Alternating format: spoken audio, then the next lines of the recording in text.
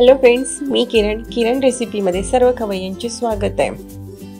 हिवाळा सुरू आहे आणि हिवाळ्यात हरभऱ्याची भाजी भरपूर प्रमाणात बाजारात मिळते। तर आज त्याच भाजीचे आपण बनवणार आहोत पकोडे। खूप छान लागतात, मस्त लागतात, एकदा नक्की ट्राय करा। तर इथे मी हरभऱ्याची भाजी घेतली आहे, अगदी कोवळी आहे। त्याचे जाड देठ तेवढे आपल्याला काढून घ्यायचे आणि आपल्याला स्वच्छ धुवून घ्यायची आहे।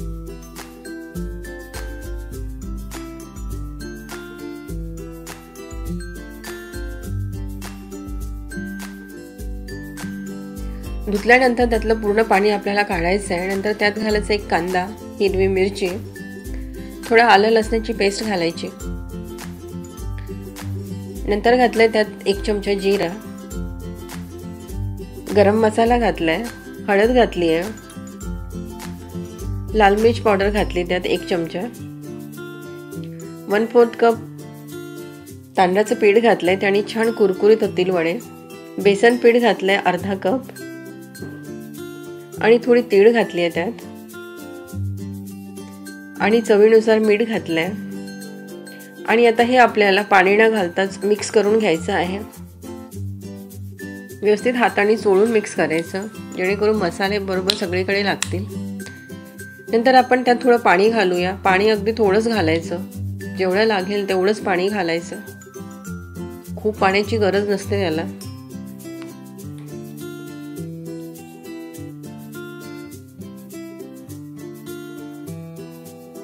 तर याप्रमाणे पिठाचा गोळा तयार करून घ्यायचा। हाताला थोडं पाणी लावून थोडं मिश्रण हातात घ्यायचं आणि याचे गोल असे पकोडे तयार करायचे।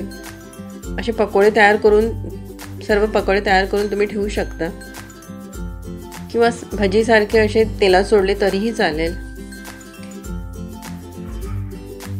इथे तेल गरम केलंय आणि गॅस अगदी कमी ठेवलाय आणि त्यात आपल्याला हे पकोडे तळून घ्यायचे आहेत।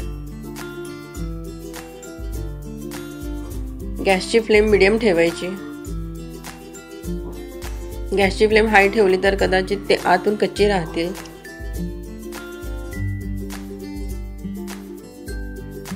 हे थोडे आपण पलटून घेऊया आणि दोन्ही साइडनी छान तळून घेऊया। हे हरभऱ्याचे पकोडे त्यामुळे याला थोडा डार्क कलर येतो। तर हे दोन्ही साइडनी छान तळल्या गेले आणि त्यांना छान रंग आलाय। हे आपण आता काढून घेऊया।